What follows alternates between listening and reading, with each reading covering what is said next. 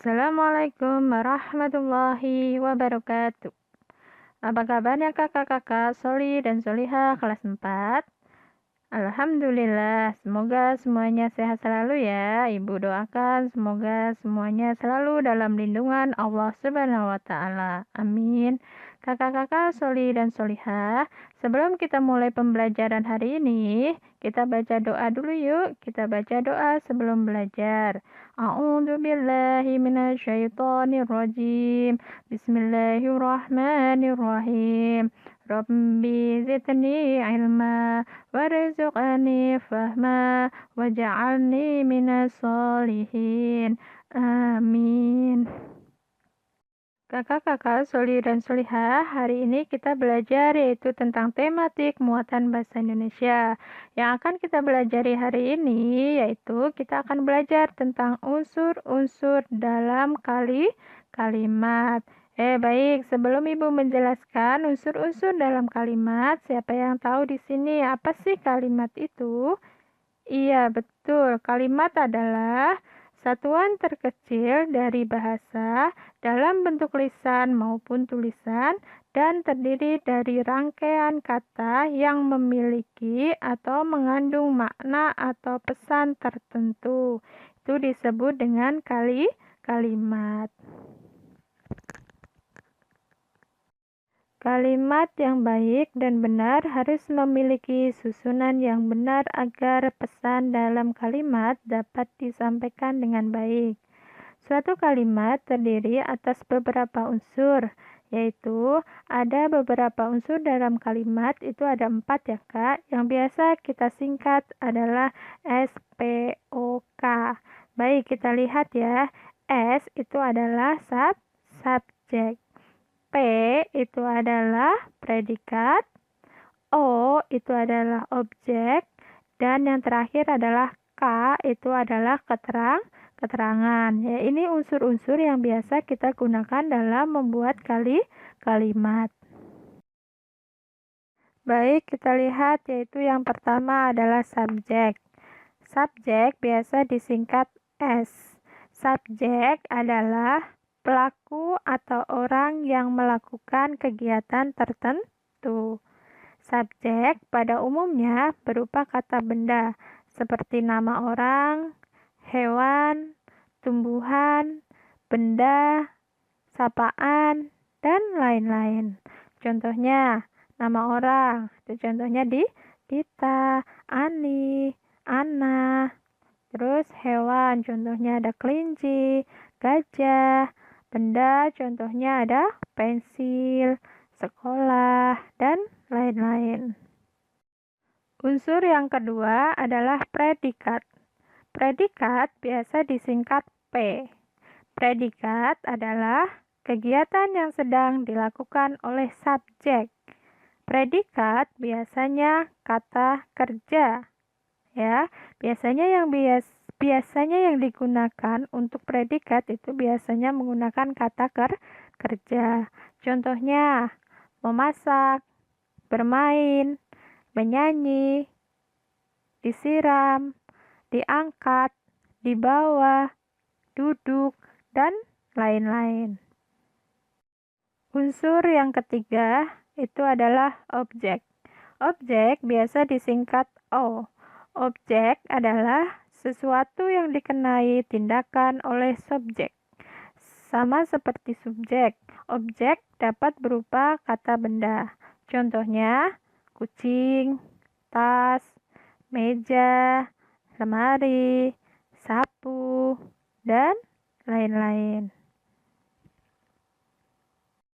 Unsur yang keempat adalah keterangan.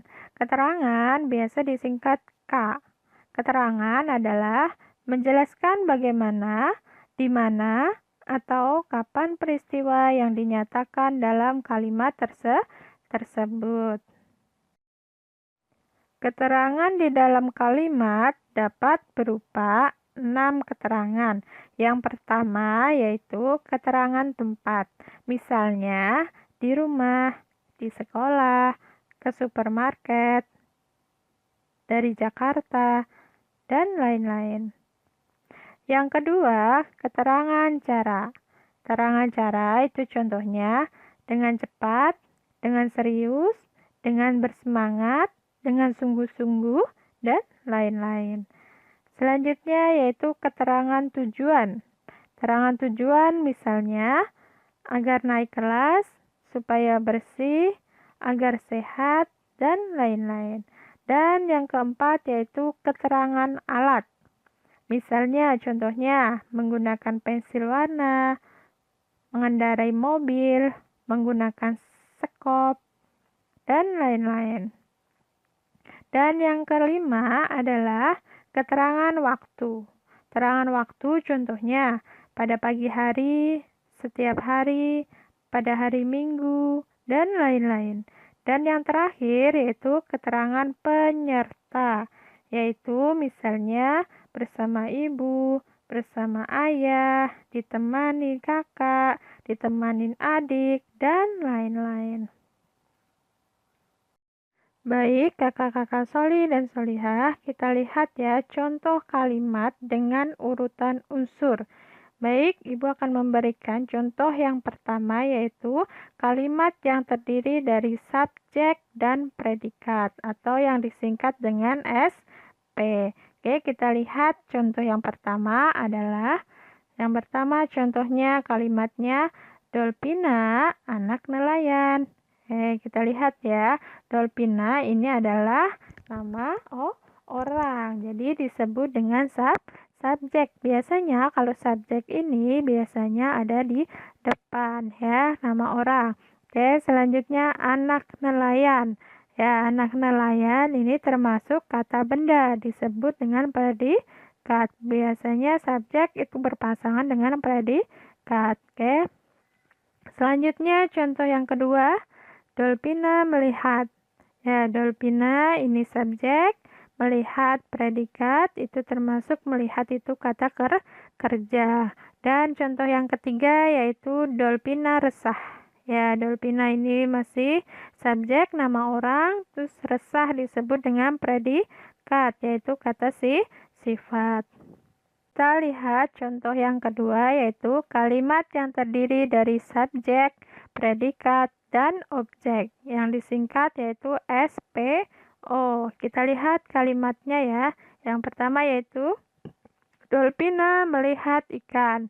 Ya, kita lihat Dolpina itu termasuk subjek karena nama orang. Melihat itu disebut dengan predikat yaitu kata kerja. Ikan disebut dengan objek yaitu kata benda. Selanjutnya yang ketiga yaitu kita lihat contoh kalimat yang terdiri dari subjek, predikat, dan keterangan yang disingkat SPK. Ya, contohnya yaitu Dolpina melihat di pantai. Ya, kita lihat Dolpina itu disebut dengan subjek, melihat itu disebut dengan predikat yaitu kata kerja, di pantai itu disebut dengan keterangan yaitu keterangan tempat. Kita lihat contoh yang terakhir yaitu yang nomor 4, kalimat yang terdiri dari subjek, predikat, objek, dan keterangan yaitu yang disingkat SPOK. Kita lihat ya kalimatnya. Dolpina melihat ikan di pantai. Dolpina itu nama orang disebut dengan subjek. Melihat itu kata kerja, predikat. Ikan itu adalah kata benda ya. Ya, kata benda disebut dengan objek. Di pantai itu adalah keterangan, yaitu di pantai itu adalah keterangan tempat. Baik, demikianlah materi yang sudah kita pelajari hari ini, yaitu kita belajar tentang unsur-unsur dalam kalimat. Iya, unsur-unsur dalam kalimat dibagi menjadi berapa, Kak? Iya, betul. Jadi 4, yaitu subjek, predikat, objek, dan keterangan yang disingkat SPO. Oke, ada yang belum paham, Kak, sampai di sini? Mungkin ada yang mau bertanya? Alhamdulillah ya, semuanya insya Allah sudah paham.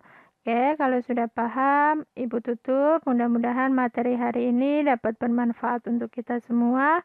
Amin. Sebelum Ibu tutup, Jangan lupa pesannya yaitu jaga kesehatan di rumah, rajin belajar, dan jangan lupa jaga sholat 5 waktunya dan perbanyak murojaah. Ibu akhiri ya. Terima kasih banyak. Wassalamualaikum warahmatullahi wabarakatuh.